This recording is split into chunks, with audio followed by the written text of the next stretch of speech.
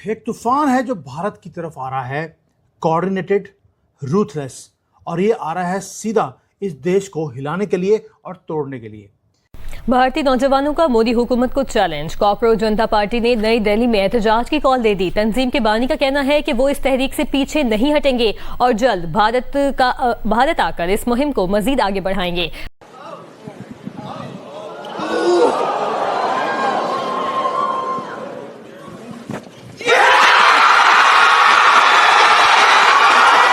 और इस पार्टी बनने का एक और मकसद भी है कि बेसिकली इंडिया की ऑपोजिशन नाकाम हो गई है और इंडिया का मीडिया भी नाकाम हो गया। Hello everyone, I have decided to come back to India. Yes, मैं अपने देश, अपने घर इंडिया वापस आ रहा हूँ एजुकेशन मिनिस्टर धर्मेंद्र प्रधान का रेजिग्नेशन मांगने के लिए। क्योंकि ये जो बंदा है अब ये बोल रहे हैं कि मैं इंडिया आ रहा हूँ रेवोल्यूशन के लिए। अबे साले तो ये डिपोर्ट कर रहे हैं, तू दिखा पासपोर्ट, क्या स्टैंप लगी हुई है, दिखा हिम्मत है तो। प्रोटेस्ट अनाउंस कर दिया गया जून 5 या 6 को, फर्क नहीं पड़ता। लेकिन जब अनाउंस किया गया सोनम वांगचुक जैसे जो एंटी नेशनल्स हैं, चाइना से पैसे लेने वाले, वो ज्वाइन करते हैं उसको, और उसके बाद आती है पॉलिटिकल पार्टीज की अनाउंसमेंट्स। सरकार बदलनी पड़े, सरकार बदल देंगे, लेकिन न्याय नहीं सहेंगे भाई। अब जंतर मंतर आना होगा। अगर जमीन जिंदा है तो जंतर मंतर सारे के सारे पहुंचो, सभी लोगों से कहो यहाँ पर।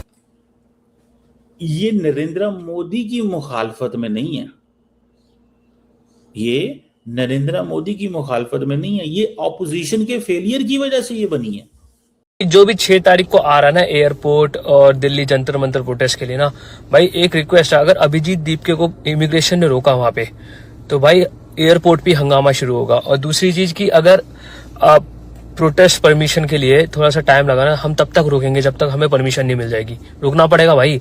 और तीसरी चीज ना, अपनी सेफ्टी के लिए ना कुछ चीजें खरीद लेना भाई, जैसे पेपर स्प्रे हो गया, डंडे वंडे हो गए, जो भी है, क्योंकि अगर पुलिस ने हाथ छोड़ा ना, लाठी चार्ज या फिर पानी वानी फेंका, तो वो उस चीज के लिए काम आएगा। तो भाई इस बारी ना अगर जो भी है हम आर या पार करके ही जाएंगे, क्योंकि भाई बहुत सह लिया हमने, बनेगा नेपाल बनेगा भाई, थक गए हैं सह कर, हो गया भाई।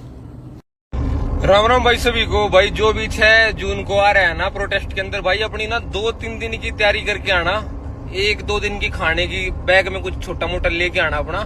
बाकी दूसरे तीसरे दिन तक जत्थेबंदी आ लेंगे, किसान जत्थेबंदी, गुरुद्वारे आ लेंगे आपको संभालने के लिए, निहंग सिखा लेंगे आपको बचाने के लिए, तो सब आपके लिए तैयार है। आप बस घर से कफन बांध के निकलना। इसलिए आज वो सारे इकट्ठे हो गए, सारे ये ईल, ये गिद्ध, ये भेड़िए, ये सुअर, ये सारे इकट्ठे हुए हैं आज। राम राम। खबर मिली है कि कोई कॉकरोच जनता पार्टी आगामी 6 जून को दिल्ली के जंतर मंतर पर प्रदर्शन करने की तैयारी कर रही है। उसके मुखिया ने कहा है कि मैं एयरपोर्ट पर उतरूंगा और एयरपोर्ट पर उतरने के बाद दिल्ली जंतर मंतर पर प्रदर्शन की परमिशन लेने जाऊंगा। प्रदर्शन करना सभी का अधिकार है, लेकिन कान खोलकर एक बात सुन लो।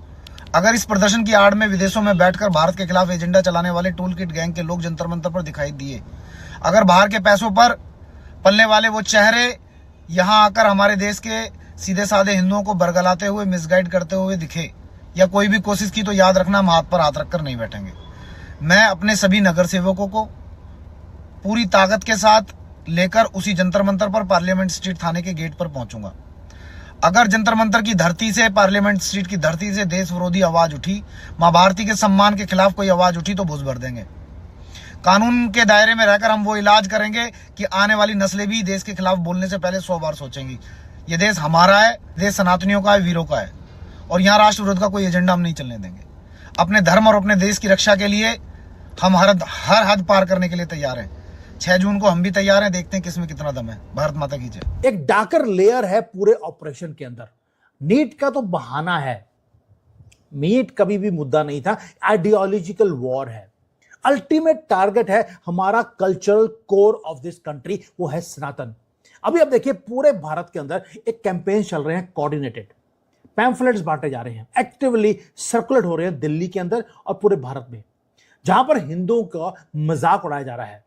दे are trying to shame us. हमारा जो कल्चरल स्पाइन है इस कंट्री की, वो अवेकन हो रही थी, ये उसको तोड़ना चाहते हैं।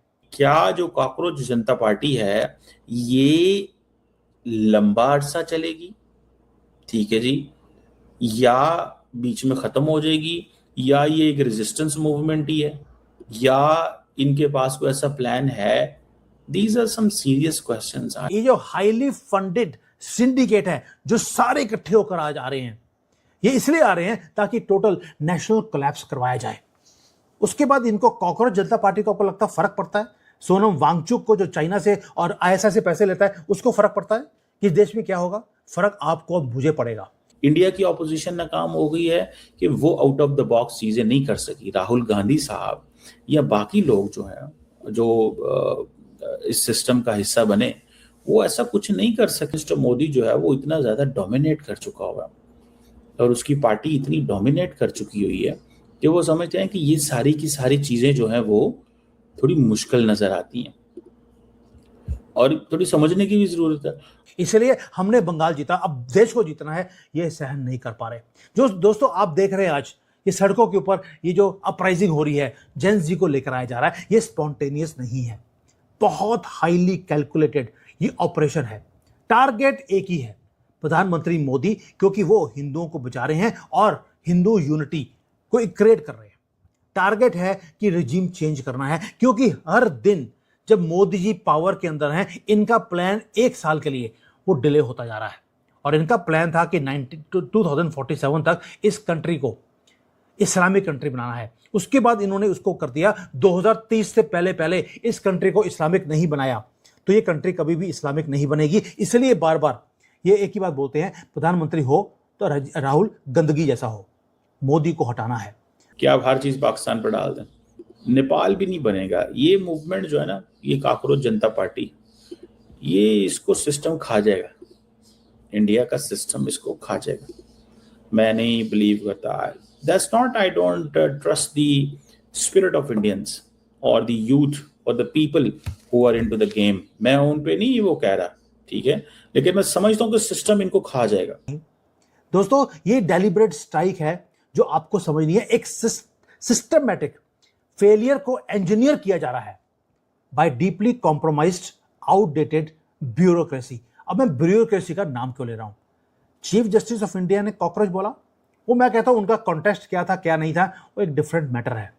हो सकता है they have hands in glove with all this plan, क्योंकि जियोपॉलिटिक्स में कोई भी चीज बाई चांस नहीं होती। वो कॉकरोच वर्ड यूज करते हैं और 1 घंटे में कॉकरोच जनता पार्टी बन जाती है। ऐसे कैसे हो सकता है? दैट मीन्स एक वेल फंडेड माफिया है जो ऑपरेट कर रहा है इस देश के अंदर, और वही माफिया है जो एजुकेशन सेक्टर के अंदर भी काम कर रहा है। और ये माफिया कौन है? यही कोचिंग सेंटर वाले। ना ये नेपाल है, ना ये कोई और मुल्क है, ना ये श्रीलंका है। इंडिया के अंदर जो है ना वो नई रेवोल्यूशन आना है। वहाँ पे फौज भी तगड़ी है, वहाँ पे ब्यूरोक्रेसी भी तगड़ी है, वहाँ पे गवर्नमेंट का बड़ा सख्त कंट्रोल है। नरेंद्र मोदी का इंतहाई सख्त कंट्रोल है यहाँ पे, ये ज़हन में रखिएगा। ये भूलिएगा मत कि दे हैव अ कंट्रोल, और बड़ा सख्त कंट्रोल उनके पास जो है वो है। सो लेट्स सी, देखते हैं कि इसमें से क्या निकलता है, चीजें कैसी निकलती हैं। Classical distraction tactics, nothing else. इसके पीछे तथ्य कुछ भी नहीं है। जो स्लीपर सेल्स हैं भारत के अंदर, उनको भी एक्टिवेट कर दिया गया है। आप देखिए पूरा का पूरा जो फेसेस हैं जो लीड कर रहे हैं इस चार्ज को, कल बैठे थे प्रेस कॉन्फ्रेंस के ऊपर कॉकरोच जनता पार्टी वाले, सारी मीडिया पहुंची हुई थी वहां पर। सिंक्रोनाइज्ड मल्टी फ्रंट अटैक किया जा रहा है। जनता पार्टी एक तरफ से, सोनम वांगचुक दूसरी तरफ से, एनजीओ बीच में आ रहे हैं, पॉलिटिशियंस इकट्ठे होने शुरू हो गए। पूरे नेटवर्क को एक्टिवेट कर दिया गया है। और क्या बोल दिया? जेन जी जो है ना वो गवर्नमेंट के अगेंस्ट है, वो रिवोल्ट करेगा। जेन जी कब से अपने करियर को और फ्यूचर को छोड़कर वो दंगे करने लग गया? पहले वर्कर्स को नोएडा में दंगे करवाए और वहां पे पता लगा एक भी वहां पर वर्कर नहीं था, सारे के सारे बांग्लादेशी और रोहिंग्यास को पैसे देकर वहां पर पत्थरबाजी करने के लिए बुलाया गया था।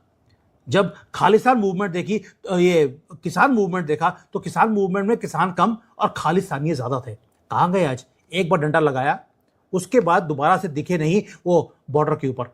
दोस्तों जब तक हमारी गवर्नमेंट स्ट्रॉन्ग स्टेप नहीं लेगी तब तक ये काम नहीं होगा। अब ये बोल क्या रहे हैं कि जी एजुकेशन मिनिस्टर को आपको हटाना है, तब हम एजुकेशन को बंद कर देंगे। आज ये एजुकेशन मिनिस्टर के लिए बोल रहे हैं, कल को वे होम मिनिस्ट्री के लिए बोलेंगे, उसके बाद ये बोलेंगे जी मोदी जी को हटाना है। लेकिन आपने एक चीज नोट किया होगा, जो पूरा मुद्दा था वो था चीफ जस्टिस ऑफ इंडिया का कॉकरोच बोलना। इन्होंने एक बार भी प्रोटेस्ट नहीं किया कि चीफ जस्टिस ऑफ इंडिया को हटाया जाए। नमस्कार दोस्तों, स्वागत है आपका भारत नाउ में। दोस्तों, सीजेपी की तरफ से कल एक प्रेस कॉन्फ्रेंस की गई जिसके अंदर ये बताया गया कि 6 तारीख को जंतर मंतर के ऊपर प्रोटेस्ट करने का ऐलान किया जा रहा है। जो सीजेपी का फाउंडर है वो 6 तारीख को सुबह अमेरिका से वापस लौट रहा है या उसे डिपोर्ट किया जा रहा है, ये अभी तक कंफर्म नहीं है। वो यहाँ पर आकर भारत के अंदर प्रोटेस्ट करेगा और इस चीज को लेकर काफी ज्यादा चर्चा सोशल मीडिया के ऊपर करी जा रही है। कई बड़े बड़े लोग जो कि एंटी गवर्नमेंट हाल फिलहाल में है, उनका सपोर्ट भरपूर उन्हें मिल रहा है। और इस ग्रुप के अंदर कुछ ऐसे लोग भी हैं जो कि उमर खालिद, शर्जील इमाम, इन सबके कट्टर सपोर्टर रहे हैं और ये सब लोग इससे पहले आम आदमी पार्टी के अंदर भी काम कर चुके हैं।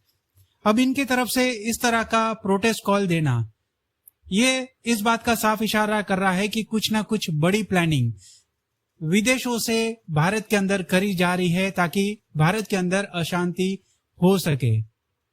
इससे पहले किसान आंदोलन के बहाने सीए प्रोटेस्ट को लेकर और भी कई सारे ऐसे वाकयात हैं जिसके अंदर प्रोटेस्ट के नाम पर अराजकता फैलाने की कोशिशें भी करी गई थी। तो क्या ऐसा ही कुछ 6 तारीख को भी कुछ प्लान करके बैठे हैं? क्या मोदी सरकार पहले से कुछ प्लानिंग इनके खिलाफ करके रखी होगी? बट एक बात यहाँ पर तय है कि कई सारे ऐसे एनजीओज, बाहर की कंपनीज, कई ऐसे लोग हैं जो कि भारत के अंदर एनजीओज के द्वारा फंड करके भारत को नुकसान पहुंचाने और सरकार गिराने की पूरी कोशिशें कर रही है, अपनी ताकत लगा रही है।